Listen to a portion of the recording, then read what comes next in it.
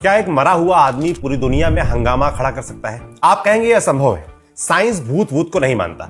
लेकिन Jeffrey Epstein का भूत अलग है। मरने से पहले उसे गिनती के लोग जानते थे, मरने के बाद उसको पूरी दुनिया जान गई। उससे जुड़ी फाइलें भानुमति का पिटारा है, जिसमें हाथ डालने से हर कोई बचना चाहता है। जैसे ही एक फाइल खुलती है, कई सफेद पोश दागदार दिखने लगते हैं, वैसे सफेद पोश जो हमारी आपकी दुनिया को कंट्रोल करते हैं। इन फाइलों ने सबसे ज्यादा अमेरिका में तहलका मचाया है, मगर बाकी दुनिया भी अछूती नहीं है। इसके तार भारत तक भी पहुंच रहे हैं। लेकिन एप्स्टीन फाइल्स में कौन से राज हैं? अब तक किन लोगों के नाम बाहर आए हैं? एप्स्टीन फाइल्स में नाम आने का मतलब क्या है? क्या एप्स्टीन फाइल्स में भारत के लोग भी शामिल हैं? और हमको आपको इसके बारे में क्यों जानना चाहिए, इस वीडियो में सब बताएंगे। नमस्ते, मैं सौरभ त्रिपाठी हूं। न्यूज पिंच पर आज एप्स्टीन फाइल्स की पूरी कहानी। सबसे पहले जेफरी एप्स्टीन को जान लेते हैं। एप्स्टीन की पैदाइश जनवरी 1953 में न्यूयॉर्क के ब्रुकलिन में हुई थी। उसके पिता सीमोर सिटी पार्क्स डिपार्टमेंट के लिए कचरा उठाते थे और मां प्राइवेट स्कूल में काम करती थी। एप्स्टीन की पढ़ाई लिखाई सरकारी स्कूल कॉलेजों में हुई। उसको क्लास में तेज तर्रार माना जाता था, इसलिए उसके क्लासमेट उससे पढ़ने आते थे। इससे एप्स्टीन का जेब खर्च निकल जाता था। 21 की उम्र में वो मैनहट्टन के डाल्टन स्कूल में मैथ और फिजिक्स पढ़ाने लगा। इस स्कूल में शहर के सबसे अमीर और नामी लोगों के बच्चे पढ़ते थे। एप्स्टीन बच्चों के बीच काफी पॉपुलर था। उसकी ख्याति उनके घरों तक पहुंच गई। पेरेंट्स उसको प्राइवेट पार्टियों में बुलाने लगे। ऐसी एक पार्टी में एप्स्टीन को वॉल स्ट्रीट जाने का ऑफर मिला। वॉल स्ट्रीट न्यूयॉर्क सिटी में है। यह अमेरिका की फाइनेंस इंडस्ट्री का सेंटर है। एप्स्टीन को बियर स्टर्न्स नाम की एक इन्वेस्टमेंट फर्म में काम मिल गया। वो अपनी जॉब में तो बहुत अच्छा तो नहीं था, लेकिन झूठ बोलने और सब्ज बाग दिखाने में उस्ताद था। वॉल स्ट्रीट में उसकी मुलाकात अक्सर अमीर और ताकतवर लोगों से होती थी। उसका करिश्मा ऐसा था कि जो भी उससे मिलता उसको पसंद करने लगता था। वे लोग एप्स्टीन से अपनी निजी जिंदगी के राज भी साझा करते थे। धीरे धीरे एप्स्टीन को उनकी कमजोरी समझ आने लगी। उसने उनका इस्तेमाल अपने फायदे के लिए करना शुरू किया। एप्स्टीन ने शुरुआत में छोटे मोटे फ्रॉड किए। जब शिकायत ऊपर तक पहुंची तो बड़े अधिकारियों ने कोई संज्ञान नहीं लिया। इसका एक कारण यह भी था कि उनमें से कई लोग अय्याशी के लिए एप्स्टीन पर निर्भर थे। वो उनके काफी राज जानता था। इसने एप्स्टीन को और बड़ा फ्रॉड करने की हिम्मत दी। उसको समझ आया कि अगर अमीर बनना है तो इसी रास्ते पर चलना होगा। बियर स्टर्न्स में एप्स्टीन ने 1981 तक नौकरी की। फिर गबन के एक मामले में उस पर जुर्माना लगा और उसको 2 महीने के लिए सस्पेंड कर दिया गया। तब एप्स्टीन ने कंपनी से इस्तीफा दे दिया, लेकिन तब तक इतने कनेक्शन बन चुके थे कि उसको कोई अफसोस नहीं था। 1982 में एप्स्टीन ने अपनी कंपनी बनाई। वो अमीरतम लोगों के पैसे मैनेज करने लगा। उसके बारे में मशहूर था कि वो $1 बिलियन से कम वाले क्लाइंट से बात तक नहीं करता। फिर तेजी से एप्स्टीन के पास पैसा आ रहा था। उसकी प्रेमिकाओं की संख्या भी बढ़ रही थी। एक समय में उसके कई प्रेम प्रसंग चलते थे। उसकी नजर हमेशा अमीर और सोशल स्टेटस वाली महिलाओं पर होती थी। उनके जरिए उसको बड़े क्लाइंट्स मिलते थे। उनको बोतल में उतारना उसको बखूबी आता था। एप्स्टीन की सबसे चर्चित गर्लफ्रेंड गिलेन मैक्सवेल थी। उसके पिता रॉबर्ट मैक्सवेल ब्रिटेन में सांसद रह चुके थे और कई अखबारों और पब्लिशिंग बिजनेस को चलाते थे। जब रॉबर्ट को पता चला कि उनकी बेटी किसी जेफरी एप्स्टीन को डेट कर रही है, उन्होंने उसके बारे में पता लगाने के लिए कुछ लोगों को फोन मिलाया। जहां कहीं उनका फोन गया, उसने एप्स्टीन की तारीफ ही की। इसके कुछ महीने बाद शिप से गिरकर रॉबर्ट की मौत हो गई। बाद में पता चला कि उसने अपनी कंपनी के पेंशन फंड में फ्रॉड किया था। इस घटना ने मैक्सवेल फैमिली की इमेज बहुत तहस नहस कर दी। उन्हें ब्रिटेन में लुटेरे और धोखेबाज की तरह देखा जाने लगा। उनका बिजनेस एम्पायर ढहने की कगार पर पहुंच गया। ऐसे वक्त पर एप्स्टीन ने गिलेन को सहारा और काम दिया।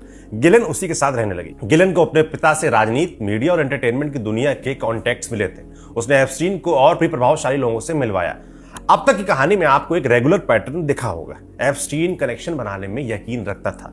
वो हर कनेक्शन का इस्तेमाल अपने नेटवर्क को मजबूत बनाने के लिए करता था। एप्स्टीन गजब का सेल्समैन भी था।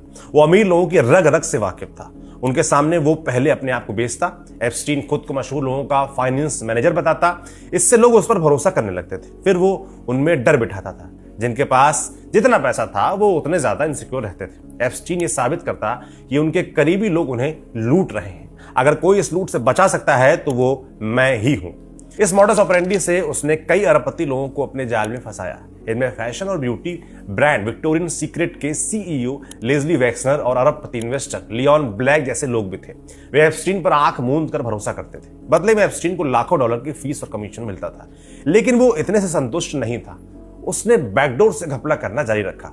जब तक गबन का पता चलता तब तक उसका बैंक बैलेंस बढ़ चुका होता था। इस तरह उसने बेहिसाब संपत्ति जमा की। उसके पास न्यूयॉर्क और पेरिस में कई बंगले थे। यूएस वर्जिन आइलैंड्स में एक प्राइवेट द्वीप था। उसके पास दो प्राइवेट जहाज थे और लग्जरी कारों की पूरी फ्लीट थी। 1990 के दशक में एप्स्टीन की पहुंच व्हाइट हाउस तक हो चुकी थी। तब तक बिल क्लिंटन अमेरिका के राष्ट्रपति बन चुके थे। उसने व्हाइट हाउस की मरम्मत के लिए भी कुछ रकम दी थी। इसकी बदौलत क्लिंटन से उसकी जान पहचान हुई। आगे चलकर ये गहरी दोस्ती में बदल गई। अमेरिका का सबसे ताकतवर आदमी जेफरी एप्स्टीन का दोस्त था। यह उसका रुतबा बताने के लिए काफी है। अब उसको आगे बढ़ने से कोई भी नहीं रोक सकता था। एप्स्टीन सब जगह था। अमीर बिजनेसमैन हो, सेलिब्रिटी हो या शक्तिशाली नेता, हर जगह एप्स्टीन कॉमन होता था। उसने अच्छी खासी संपत्ति इकट्ठा कर ली थी। वो बड़े बड़े इंस्टीट्यूट्स में डोनेशन दे रहा था। उसका नाम council of foreign relation CFR के बोर्ड में था। वो न्यूयॉर्क एकेडमी ऑफ साइंस का मेंबर था और वो इंस्टीट्यूट ऑफ इंटरनेशनल एजुकेशन से भी जुड़ा था। उसके दोस्त हु एंड हु थे, फिर भी बाहरी दुनिया के लिए वो अब भी गुमनाम बना हुआ था। इस गुमनामी से पहली बार पर्दा 2002 में उठा, जब न्यूयॉर्क मैगजीन ने एप्स्टीन पर एक डिटेल्ड प्रोफाइल पब्लिश की। इसका टाइटल था Jeffrey Epstein, international money man of mystery. Article का पहला पैराग्राफ कुछ ऐसा था: उसके पास अंधाधुंध पैसा है, कई प्लेन्स हैं और महिलाओं को आकर्षित करने वाली नजर। उसका दिमाग नोबेल विजेता वैज्ञानिकों और दुनिया भर के वित्तीय बाजारों को चुनौती देता है। जब से एक खबर आई है कि राष्ट्रपति Bill Clinton, Hollywood actor Kevin Spacey और क्रिस टकर ने उसके बोइंग विमान से अफ्रीका का सफर किया था, तब से हर कोई यही जानना चाहता है कि जेफरी एप्स्टीन आखिर है कौन। इस प्रोफाइल में एप्स्टीन की तारीफ पर तारीफ की गई थी। कुछ पॉइंट्स पर गौर करिए। एप्स्टीन को प्राइवेसी पसंद है। वो दिखने में किसी हॉलीवुड एक्टर जैसा है। वो $15 बिलियन से ज्यादा का फंड मैनेज करता है, लेकिन उसके क्लाइंट्स कौन है इसके बारे में कोई नहीं जानता। डोनाल्ड ट्रंप से लेकर बिल क्लिंटन और प्रोफेसरों से लेकर नोबेल विजेता वैज्ञानिकों तक उसको सब पसंद करते हैं। एप्स्टीन को मशहूर लोगों से दोस्ती करने का शौक है। वो उन्हें ट्रॉफी की तरह देखता है। एप्स्टीन कभी इंटरव्यू नहीं देता और ना उसकी तस्वीर किसी अखबार या मैगजीन में छपती है। इसी प्रोफाइल में डोनाल्ड ट्रंप का एक बयान भी मिलता है। वो कहते हैं, मैं जेफरी को 15 सालों से जानता हूं। वो कमाल का आदमी है। उसके साथ हमेशा मजा आता है। मेरी ही तरह उसको भी खूबसूरत महिलाएं पसंद हैं, खासकर कम उम्र की खूबसूरत महिलाएं। 2002 में ट्रंप ने कहा था कि वो 15 सालों से एप्स्टीन को जानते हैं, यानी उनकी दोस्ती 1987 में शुरू हो चुकी थी। इस बीच क्लिंटन भी उसके संपर्क में आए थे। मतलब ये कि एप्स्टीन एक समय पर ट्रंप और क्लिंटन दोनों का कॉमन फ्रेंड था। ये फैक्ट याद रखिएगा, आगे इसका जिक्र मिलेगा। बहरहाल, न्यूयॉर्क मैगजीन की प्रोफाइल में कहीं भी एप्स्टीन के फाइनेंशियल फ्रॉड या यौन अपराधों का पता नहीं चलता। फिर 2003 में चर्चित मैगजीन वैनिटी फेयर में उसकी एक और प्रोफाइल छपी। इसका टाइटल था द टैलेंटेड मिस्टर एप्स्टीन। इसमें पहली बार एप्स्टीन के फाइनेंशियल फ्रॉड्स का कच्चा चिट्ठा खोला गया था। लेकिन हर फ्रॉड में एक कॉमन चीज थी, उसके दोस्त और पार्टनर तो फंस जाते थे, लेकिन एप्स्टीन आसानी से बच निकलता था। 2003 तक एप्स्टीन की सीक्रेट जिंदगी का दूसरा पहलू सामने आने लगा था, लेकिन अभी तक उसके दूसरे अपराध छिपे हुए थे। फिर 2005 का साल आया। फ्लोरिडा में एक महिला ने यौन शोषण की शिकायत दर्ज करवाई। उसका आरोप था कि पाम बीच के एक बंगले में उसकी 14 साल की बेटी से पैसे देकर मसाज करवाया गया है और उसके साथ गलत हरकतें भी हुई हैं। पुलिस ने जांच की तो उनका माथा ठनक गया। उन्हें पता चला कि यह बंगला जेफरी एप्स्टीन का है। पुलिस की तलाशी में आपत्तिजनक पेंटिंग, CD और तस्वीरों का जखीरा मिला। फिर FBI भी जांच में शामिल हुई। पीड़ितों के लिए स्पेशल लाइन शुरू की गई। इसके बाद 30 से अधिक महिलाओं ने आरोप दर्ज कराया। उनके आरोपों में एक पैटर्न का पता चला। सभी पीड़िताएं यौन शोषण के समय नाबालिग थीं, कॉलेज जाने वाली लड़कियां। ये मध्यम वर्गीय परिवार से ताल्लुक रखती थीं। उन्हें एप्स्टीन के बारे में अपने कॉलेज में पता चलता था, किसी दोस्त के जरिए। क्या पता चलता था?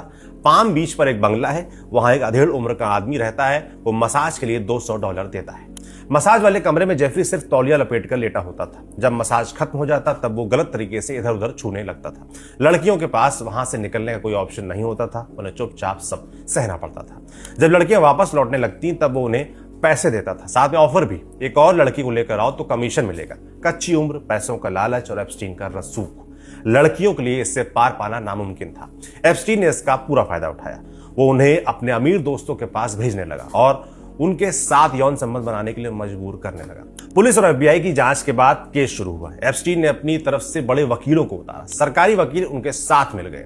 उन्होंने पीड़िताओं को बताए बिना डील कर ली। बदले में एप्स्टीन से फेडरल चार्जेस हटा लिए गए। स्टेट लॉ के तहत उसने 2 आरोपों में दोष स्वीकार कर लिया। उसको 18 महीनों की सजा हुई और सरकारी रिकॉर्ड में उसको सेक्स ऑफेंडर घोषित किया गया। लेकिन महज 13 महीने बाद एप्स्टीन पूरी तरह आजाद हो चुका था। इतना सब होने के बाद भी एप्स्टीन पर कोई फर्क नहीं पड़ा था। एलीट पार्टी में उसका आना जाना लगा रहा। ऐसा लग रहा था कि एप्स्टीन को कभी उसके किए की सजा नहीं मिल पाएगी। लेकिन अभी कहानी बाकी थी। 2017 में सोशल मीडिया पर मी टू कैंपेन जोर पकड़ रहा था। दुनिया भर में महिलाएं अपने साथ हुई यौन शोषण की कहानियां साझा कर रही थी। वे ताकतवर लोगों का नाम लेकर आरोप लगा रही थी। इन कहानियों को आम जनता का समर्थन भी मिल रहा था। इसी दौर में मियामी हेराल्ड नाम के एक अखबार ने एप्स्टीन केस की पड़ताल शुरू की।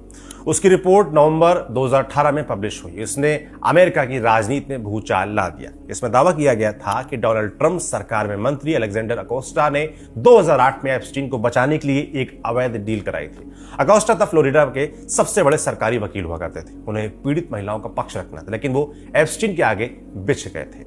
उनकी डील के बाद ही FBI ने एप्स्टीन केस की जांच बंद कर दी थी। जब ट्रंप राष्ट्रपति बने, उन्होंने अकोस्टा को लेबर मिनिस्टर बना दिया। एप्स्टीन की गिरफ्तारी के बाद अकोस्टा को इस्तीफा देना पड़ा था। मियामी हेराल्ड की रिपोर्ट में दर्ज था कि एप्स्टीन ने 2001 से 2006 के बीच कम से कम 80 नाबालिग लड़कियों का यौन शोषण किया। 2018 में पहली बार जेफरी एप्स्टीन के यौन अपराधों पर मेन स्ट्रीम में चर्चा शुरू हुई। तब उसकी 27 महिलाएं खुलकर आगे आईं। इससे सरकार पर कार्रवाई का दबाव बढ़ने लगा। आखिरकार 6 जुलाई 2019 को एप्स्टीन को गिरफ्तार कर लिया गया। उसके खिलाफ नाबालिग लड़कियों की यौन शोषण और तस्करी का चार्ज लगा था। उसने सभी आरोपों से इनकार कर दिया। एप्स्टीन के केस का ट्रायल 2020 में शुरू होने वाला था, लेकिन 10 अगस्त 2019 को जेल में ही उसकी मौत हो गई। अफसरों ने कहा कि उसने खुद अपनी जान ली है। इसके बाद कॉन्स्पिरेसी थ्योरीज चलने लगी। जिस सेल में एप्स्टीन को रखा गया था, उसकी 24 घंटे निगरानी होती थी, लेकिन मौत वाले दिन सारे कैमरे खराब थे और गार्ड सो रहे थे। एक थ्योरी यह भी थी कि एप्स्टीन का खेल खत्म हो चुका था। उसके पास कई नामी गिरामी लोगों से जुड़े सबूत थे। वो कईयों की पद प्रतिष्ठा धूमिल कर सकता था, इसलिए उसे जेल में ही मरवा दिया गया। हालांकि एप्स्टीन की पुरानी गर्लफ्रेंड गिलेन मैक्सवेल को 20 बरस की सजा मिली। उस पर आरोप था कि वो यौन अपराधों में एप्स्टीन की मदद करती थी। गिलेन अभी भी जेल में है। जब एप्स्टीन की मौत हो चुकी है, फिर भी उस पर बहस क्यों चल रही है? सवाल ये उठता है। दरअसल जेफरी एप्स्टीन से कई नामी लोगों का नाम जुड़ा था। वो कई घृणित अपराधों का मास्टरमाइंड था। क्योंकि पब्लिक फिगर्स खुद को नैतिक और आदर्श बताते नहीं थकते, इसलिए उनकी सच्चाई सबको पता चलनी चाहिए। अगर उन्होंने कोई गलत काम किया है तो उन्हें प्रॉपर सजा भी मिलनी चाहिए। इसी वजह से ये मांग चल रही थी कि एप्स्टीन केस की सभी डॉक्यूमेंट्स पब्लिक किए जाएं। इनमें फोटोज, वीडियोज, ईमेल्स, इन्वेस्टिगेशन के डॉक्यूमेंट्स और तमाम दूसरे रिकॉर्ड शामिल हैं। इनको सामूहिक तौर पर एप्स्टीन फाइल्स कहा जा रहा है। 2024 के इलेक्शन कैंपेन में डोनाल्ड ट्रंप ने वादा किया कि अगर मैं राष्ट्रपति बना तो एप्स्टीन फाइल्स को तुरंत रिलीज कर दूंगा। जनवरी 2025 में ट्रंप दूसरी बार राष्ट्रपति बन भी गए, लेकिन एप्स्टीन फाइल्स को रिलीज करने से बचते रहे। फिर जुलाई में ट्रंप और एलन मस्क का झगड़ा हो गया। तब मस्क ने आरोप लगाया था कि ट्रंप का नाम एप्स्टीन फाइल्स में, इसलिए वो इसे रिलीज नहीं कर रहे हैं। बाद में मस्क ने यह ट्वीट डिलीट कर लिया था, मगर एप्स्टीन फाइल्स पर बहस तेज हो चुकी थी। ट्रंप के सपोर्टर्स भी फाइल्स रिलीज करने की मांग कर रहे थे। आखिरकार नवंबर 2025 में अमेरिका के संसद ने एप्स्टीन फाइल्स ट्रांसपेरेंसी एक्ट पास किया। इसके तहत 1 महीने के अंदर जस्टिस डिपार्टमेंट को एप्स्टीन केस से जुड़ी सभी फाइलों को सार्वजनिक करना था। इसकी डेडलाइन 19 दिसंबर 2025 की तय हुई, मगर 19 दिसंबर को जस्टिस डिपार्टमेंट ने लगभग 4000 फाइलें ही रिलीज की। ये एक हिस्सा भर है। ज्यादातर फाइलों को बुरी तरह रिडैक्ट किया गया है। लगभग 550 पन्नों में काले स्केच की भरमार है। उनसे कोई काम की जानकारी नहीं मिलती। ये ट्रांसपेरेंसी एक्ट का उल्लंघन है। जस्टिस डिपार्टमेंट ने कहा कि विक्टिम्स की पहचान छिपाने के लिए ऐसा करना पड़ा, लेकिन जिस तरह से फाइल्स रिलीज की गई वो लोगों को भरमाने की तरकीब भर लगती है। अभी तक जो जानकारी उपलब्ध थी उसमें कुछ नाम और तस्वीरें बढ़ गई हैं, वरना कोई भी ऐसी चीज बाहर नहीं आई है जो एकदम अप्रत्याशित हो या जिससे किसी के अपराध का पता चलता हो। अब तक एप्स्टीन फाइल्स में किन लोगों के नाम आ चुके हैं, अब ये जानते हैं। सबसे चर्चित नाम अमेरिका के मौजूदा राष्ट्रपति डोनाल्ड ट्रंप का है। 19 दिसंबर से पहले ट्रंप और एप्स्टीन की साथ में कई तस्वीरें बाहर आ चुकी थी। वे दोनों अक्सर पार्टियों में साथ दिख जाते थे। एक बार ट्रंप ने पर्सनल मैसेज के साथ अपनी किताब एप्स्टीन को गिफ्ट की थी। इसके अलावा ट्रंप की पहली पत्नी इवाना और बेटी इवांका का नाम एप्स्टीन की ब्लैक बुक में मिला है। ब्लैक बुक जेफरी एप्स्टीन की पर्सनल डायरी थी। उसमें उसके करीबी दोस्तों के नाम, नंबर और एड्रेस दर्ज रहते थे। एप्स्टीन ने यह भी दावा किया था कि उसने ट्रंप को मेलानिया से मिलवाया। मेलानिया इससे इनकार करती थी। हालांकि तीनों को कई मौके पर साथ देखा गया था। 19 दिसंबर को रिलीज हुई फाइल्स में एक कोर्ट डॉक्यूमेंट का भी जिक्र है। इसके मुताबिक एप्स्टीन 14 साल की एक लड़की को ट्रंप के घर लेकर गया था। उसने ट्रंप से पूछा था, ये तुम्हें पसंद है? तब ट्रंप ने हाँ में सिर हिलाया था। हालांकि इस डॉक्यूमेंट में ट्रंप के खिलाफ कोई आरोप नहीं लगा है।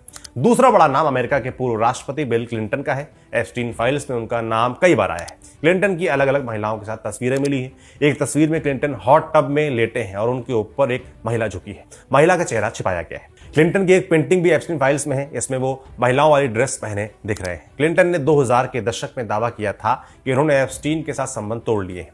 हालिया रिलीज के बाद उनके प्रवक्ता ने कहा कि उन्हें बलि का बकरा बनाया जा रहा है। लेकिन 2011 में क्लिंटन ने वैनिटी फेयर मैगजीन को धमकी दी थी। उन्होंने एप्स्टीन के खिलाफ रिपोर्ट छापने से मना किया था। और तो और एप्स्टीन ने एक दफे निजी बातचीत में कहा था कि क्लिंटन को कम उम्र की लड़कियां पसंद हैं। तीसरा नाम माइक्रोसॉफ्ट के को फाउंडर बिल गेट्स का है। बिल गेट्स की कम से कम 2 महिलाओं के साथ तस्वीर सामने आई है। गेट्स ने बयान दिया कि उन्होंने डोनेशन के सिलसिले में एप्स्टीन के साथ डिनर किया था, लेकिन प्रोजेक्ट आगे नहीं बढ़ा, इसलिए उन्होंने रिश्ता तोड़ लिया। हालांकि 2023 में छपी वॉल स्ट्रीट जर्नल की रिपोर्ट कुछ और ही कहती है। उनका रिश्ता डोनेशन प्रोजेक्ट से कहीं ज्यादा का था। रिपोर्ट के मुताबिक एप्स्टीन को गेट्स के एक सीक्रेट अफेयर की डिटेल पता थी। उसने इस जानकारी का इस्तेमाल गेट्स को धमकाने में किया था। चौथा बड़ा नाम प्रिंस एंड्रयू का है। एंड्रयू ब्रिटेन के राजा चार्ल्स के छोटे भाई हैं। एप्स्टीन फाइल में उनका नाम भी कई बार आया है। 2019 में वर्जीनिया जॉफ्री नाम की महिला ने उन पर यौन शोषण का आरोप लगाया था। वर्जीनिया का दावा था कि एप्स्टीन ने उसको एंड्रयू के पास जाने के लिए मजबूर किया था। एंड्रयू ने पहले तो वर्जीनिया को पहचानने से मना किया, मगर बाद में उन्होंने कोर्ट के बाहर सेटलमेंट कर लिया। इस कांड के चलते अक्टूबर 2025 में उनका प्रिंस का टाइटल छीन लिया गया और उन्हें शाही महल से निकलने का आदेश भी मिला। उससे पहले ही मार्च 2025 में वर्जीनिया जॉफ्री की कार को एक बस ड्राइवर ने उड़ा दिया था। इसमें वर्जीनिया गंभीर रूप से घायल हो गई और इसके महीने भर बाद घर में उसकी लाश मिली। पुलिस ने उसको आत्महत्या करार दिया था। वर्जीनिया उन महिलाओं में से थी जिसने एप्स्टीन के खिलाफ मुखर होकर कैंपेन चलाया था। पांचवा नाम ब्रिटिश राजनेता पीटर मेंडलसन का है। पीटर को फरवरी 2025 में अमेरिका में ब्रिटेन का राजदूत बनाया गया था, मगर एप्स्टीन फाइल्स में नाम आने के बाद उनको इस्तीफा देना पड़ा। छठा चर्चित नाम मशहूर दार्शनिक और अध्यापक नोम चॉम्स्की का है। 2015 और 2016 में नोम चॉम्स्की और एप्स्टीन कई बार मिले थे। इन दिनों चॉम्स्की MIT में पढ़ा रहे थे। 2017 तक उनके बीच ईमेल के जरिए बातचीत हो रही थी। सातवां नाम स्टीव बैनन का है। बैनन पहले टर्म में ट्रम्प का राइट हैंड था। उसने ट्रम्प के इलेक्शन कैंपेन को लीड किया था। बाद में दोनों की दोस्ती टूट गई। बैनन को गबन और धोखाधड़ी के मामले में जेल भी जाना पड़ा था। एप्स्टीन फाइल्स में बैनन की कई तस्वीरें मिली हैं। वो ईमेल के जरिए एप्स्टीन के संपर्क में रहता था। बैनन उससे पॉलिटिकल मसलों पर सलाह भी लेता था। आठवां नाम इजराइल के पूर्व प्रधानमंत्री एहूद बराक का है। बराक 1999 से 2001 तक इजराइल के प्रधानमंत्री थे। 2007 से 2013 तक उन्होंने डिफेंस मिनिस्ट्री संभाली थी। बराक के एप्स्टीन से बड़े अच्छे संबंध थे। जब भी वो न्यूयॉर्क जाते एप्स्टीन से जरूर मिलते थे। उन्होंने उसके प्राइवेट प्लेन से कई बार यात्रा भी की थी। 2023 में एहूद बराक ने कहा था कि उन्हें एप्स्टीन के गलत कामों के बारे में कुछ नहीं पता था। नौवां नाम पॉप स्टार माइकल जैक्सन का है। एप्स्टीन फाइल्स में जैक्सन कई बार दिखे हैं। जैक्सन के खिलाफ अलग से बच्चों के यौन शोषण का आरोप लगा था, लेकिन जैक्सन उन आरोपों से इनकार करते थे। 2009 में उनकी मौत हो चुकी है। 10वां नाम पीटर थिल का है। पीटर को पेपल बनाने के लिए जाना जाता है। वो फेसबुक में सबसे पहले पैसा लगाने वाले लोगों में से थे और CIA के लिए काम करने वाले पेलेंटर टेक्नोलॉजी भी उन्होंने ही बनाई थी। उन्हें अमेरिका के टेक सेक्टर का किंग मेकर माना जाता है। पीटर थिल का नाम एप्स्टीन के ईमेल्स में आया है। उनके अलावा कुछ और चर्चित लोग हैं, जैसे टेस्ला और एक्स के मालिक एलॉन मस्क, न्यूयॉर्क के पूर्व गवर्नर एंड्रयू कुओमो, ब्रिटेन के पूर्व प्रधानमंत्री टोनी ब्लेयर, गूगल के को फाउंडर सर्गेई ब्रिन, CIA के पूर्व डायरेक्टर विलियम बर्न्स, क्यूबा के पूर्व राष्ट्रपति फिदेल कास्त्रो, भारतीय मूल के लेखक Deepak Chopra, film director Woody Allen, जादूगर David Copperfield, comedian Bill Cosby, Forbes magazine के चीफ एडिटर और chairman Steve Forbes, Getty Images के को फाउंडर मार्क गेटी, अभिनेत्री एलिजाबेथ हार्ले, टाइम मैगजीन के पूर्व संपादक वॉल्टर इजाक्सन, संगीतकार माइक जैगर, अमेरिका के स्वास्थ्य मंत्री रॉबर्ट कैनेडी जूनियर, अमेरिका के पूर्व विदेश मंत्री जॉन कैरी, अमेरिका के पूर्व विदेश मंत्री हेनरी किसिंजर, जॉर्ज सोरोस के भतीजे पीटर सोरोस, दिग्गज टीवी पत्रकार माइक वॉलिस आदि इत्यादि। ये लिस्ट पूरी नहीं है। हमने कुछ नाम इसलिए बताए हैं ताकि आपको एप्स्टीन के हाई प्रोफाइल नेटवर्क का एक अंदाजा मिल सके। इसमें से कुछ लोगों से एप्स्टीन के सीधे संबंध थे। वे इसके घर में रुकते थे, उसके प्राइवेट प्लेन में उड़ते थे और उसकी प्राइवेट पार्टियों में मेहमान बनते थे। कुछ लोगों से इसकी ईमेल के थ्रू बातचीत होती थी, जबकि कुछ नाम उसकी ब्लैक बुक तक सीमित थे। अभी तक जो फाइल्स रिलीज हुई हैं उनमें किसी व्यक्ति पर कोई आरोप साबित नहीं होता, लेकिन कुछ फैक्ट्स पर बात जरूर होनी चाहिए। नंबर 1, जिस वक्त ये लोग जेफरी एप्स्टीन के दोस्त बने तब तक वो कई फ्रॉड कर चुका था और अपने घर में लगातार यौन अपराध कर रहा था। ऐसा कैसे हो सकता है कि इतने ताकतवर लोग एक साथ एप्स्टीन के सभी गुनाहों से अनजान हो। नंबर 2, जिन भी लोगों के नाम एप्स्टीन फाइल्स में हैं वो कहीं ना कहीं हमारी दुनिया को प्रभावित करते हैं। पॉलिसी से लेकर टेक और मीडिया तक की दुनिया उनके इशारों पर चलती है। क्या कभी एप्स्टीन ने उनके डिसीजंस को प्रभावित किया? अगर हाँ, तो ये बात पब्लिक डोमेन में आनी चाहिए। एक और चीज, ये ऐसे लोग हैं जो बताते हैं कि एक आदर्श दुनिया कैसी होनी चाहिए। एक तरफ नोम चॉम्स्की कहते हैं अमीर लोग सिर्फ एक दूसरे के प्रति जवाबदेह होते हैं, उन्हें किसी और की फिक्र नहीं होती। वो मार्केट को आधुनिक समय की तानाशाही बताते हैं। दूसरी तरफ वो उन लोगों के साथ पार्टी करते हैं जो उनकी फिलॉसफी में विलेन है। बिल गेट्स और पीटर थिल जैसे लोग आर्टिफिशियल इंटेलिजेंस को कंट्रोल कर रहे हैं। बिल क्लिंटन, एहूद बराक और टोनी ब्लेयर जैसे लोग किसी देश की कमान संभाल चुके हैं। ट्रंप अभी अमेरिका को चला रहे हैं। पत्रकार, वैज्ञानिक, फिल्म डायरेक्टर, लेखक, बिजनेसमैन, हर फील्ड के लोग एप्स्टीन फाइल्स में हैं। वे या तो खुद पीडोफाइल यानी बच्चों के यौन शोषण में शामिल थे या उन्होंने एक घोषित पीडोफाइल को लगातार शह दी। किसी ने भी फाइल खुलने से पहले जेफरी एप्स्टीन का विरोध नहीं किया और ना उसके गुनाहों के खिलाफ आवाज उठाई। ऐसे लोग किसी के आदर्श नहीं हो सकते। उनकी किसी भी बात को हमेशा शक की नजर से देखना होगा। पॉइंट नंबर 3, एप्स्टीन केस में न्याय अभी भी अधूरा है। पीड़िताओं की जिंदगी तहस नहस हो चुकी है, मगर दोषियों को कोई फर्क नहीं पड़ा है। ऐसा इसलिए क्योंकि जिम्मेदार संस्थाओं ने अपना काम ठीक से नहीं किया। फाइल्स की रिलीज में भी ज्यादा ध्यान सच छिपाने पर रहा है। ऐसी संस्थाओं पर कोई क्यों ही भरोसा करेगा। ये वही अमेरिका है जो दूसरे देशों को मॉरलिटी और ह्यूमन राइट्स पर खूब ज्ञान देता है। क्या एप्स्टीन फाइल्स में भारतीय नेताओं के भी नाम है? एक ये भी सवाल है। अभी तक किसी भारतीय राजनेता के नाम की पुष्टि नहीं हुई है और ना ही उनकी कोई ऐसी तस्वीर ही सामने आई है। सोशल मीडिया पर कुछ पोस्ट पर ऐसा दावा किया जा रहा है, लेकिन उनकी सत्यता पर संदेह है। सही जानकारी के लिए ऑफिशियल डॉक्यूमेंट्स और ऑथेंटिक न्यूज सोर्सेस पे ही भरोसा करें। ध्यान रहे, नाम आने का मतलब ये नहीं है कि अब वो व्यक्ति किसी अपराध में शामिल है। कोई नाम के संदर्भ में आया है, एप्स्टीन से उस व्यक्ति के संबंध कैसे थे और इसको लेकर क्या पुख्ता जानकारियां उपलब्ध हैं। इन सवालों की पड़ताल करने के बाद ही किसी निष्कर्ष पर पहुंचे।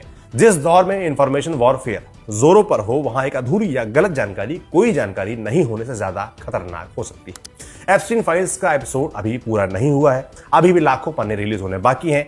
उम्मीद यही की जानी चाहिए कि अच्छी नीयत से सच बाहर लाया जाएगा, दोषियों को सजा दिलाई जाएगी और सबके लिए न्याय सुनिश्चित किया जाएगा। फिलहाल इस वीडियो को यहीं समाप्त करते हैं। एप्स्टीन फाइल्स के बारे में आप क्या सोचते हैं हमें कमेंट बॉक्स में लिखकर जरूर बताएं। फिर किसी वीडियो में मुलाकात होगी। तब तक के लिए मुझे यानी सौरभ त्रिपाठी को विदा दीजिए और देखते रहिए न्यूज़ बेंच।